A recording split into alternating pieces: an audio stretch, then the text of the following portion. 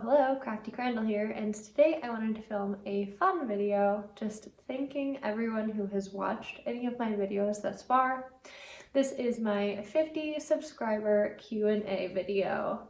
Thank you guys so much for watching. I do really appreciate it. And without any further ado, let's answer some questions, shall we? How old are you? I am 28 years old. Do you have any pets? And she's made an appearance in a couple of videos, but this is my cat, Elsa. She is adorable. She is my little companion. I've had her for 6 years, almost 7 years. Do I know how old my cat is? Clearly not. But yeah, I've had her for almost 7 years, so 6.5 years. I got her in November of 2014. So I've had her for quite a while and I absolutely love her. She is just a normal American short hair tiger striped cat and she is fantastic. So that is my pet Elsa. Why Crafty Crandall as your username, since this isn't exactly a crafting channel? And my answer to this is really that I had started my Instagram account first. I had called it Crafty Crandall just because obviously with my last name being Crandall, the first thing that I thought of was like crafty as being a good kind of name to go with that. Since then, my dad has brought up like, why didn't you call it Creative Crandall? But you know what? Missed opportunities are abound. But it doesn't matter. Really the reason why the name has stuck as long as it has is because I've launched a website, craftycrandall.com, and rather than like switch the domain name and all of the graphics associated with that, I've just stuck with the name Crafty Crandall. I like it, I think it fits, and I think that although it doesn't necessarily fit my YouTube channel as far as, you know, this not being a crafty channel, I think that it could eventually. Like, what if I want to get into crafting more? What if I want to do more mixed media pieces?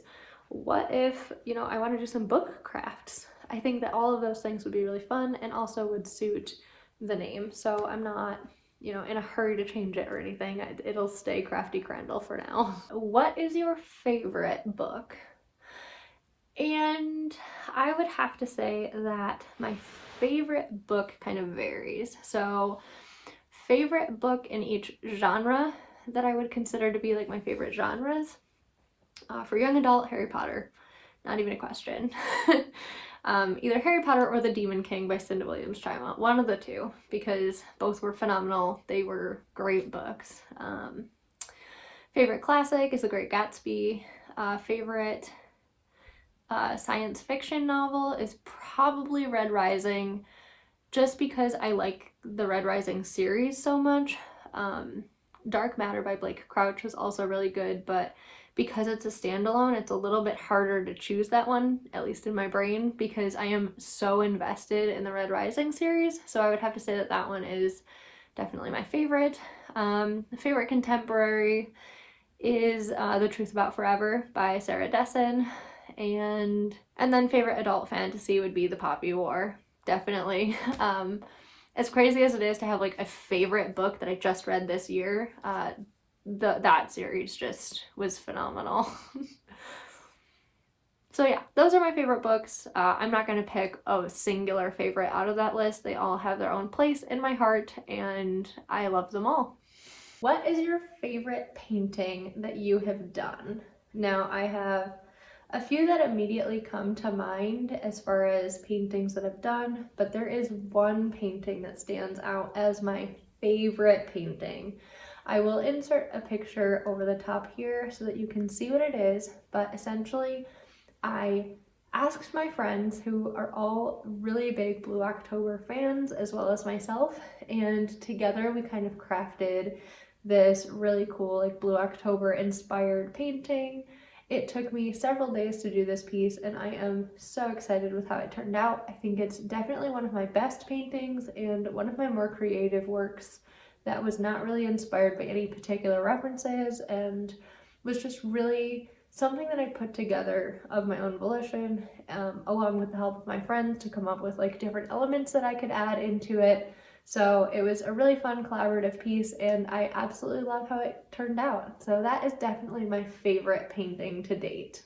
What is your day job? So I am a product engineer. I went to school for chemical engineering. I've got a bachelor's degree in chemical engineering, and started my career off doing automation and now have moved into more product engineering, product development. So it is a highly technical role. I do a lot of math and science in my job. I work with Excel spreadsheets every day. I am in an office in front of a computer 8 hours a day. So that is really my role. It is a lot of fun. I absolutely love it. I'm a very technically minded person, very analytical, and I think that part of the reason why I like art and reading as much as I do is because it really juxtaposes with that analytical mindset. It gives me a way to switch that off and kind of escape into a more creative realm as far as everything that I do. So I really love both my day job and also all of my creative hobbies. Favorite concert that you've been to? And this is also I know that I said this for every single question, but truly picking one favorite of anything is quite difficult for me, with the exception of maybe food. Favorite food, sushi, hands down. But back to the question at hand. So favorite concert that I've been to. I've been to about 30 Blue October concerts, and they are my favorite band. So by nature of them being my favorite band and me having gone to so many of their shows, I would say that obviously one of those would be my favorite concert. That said, though, if I disinclude all of the Blue October shows that I've been to, either seeing Alter Bridge for the first time, which was just phenomenal, was one of my top concerts, and then also Muse on their Simulation Theory tour was just jaw-droppingly awesome. I saw them in Toronto. Yeah, Toronto. And it just blew my mind.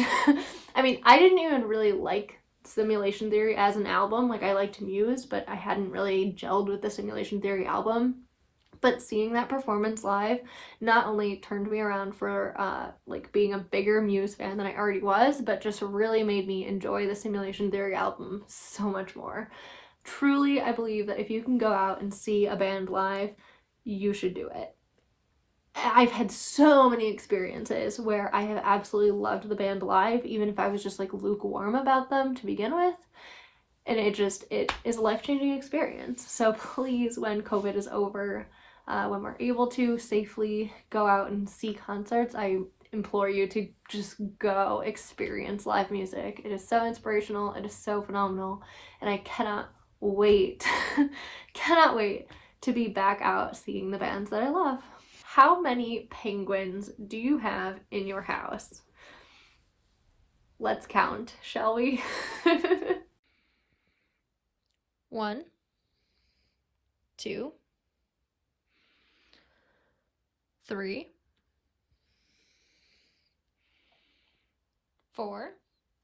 Also, I would like to state that my office is in such a state of disarray because I am currently working on, not remodeling, but kind of restructuring where everything is. 4, 5, 6, 7, 8, 9,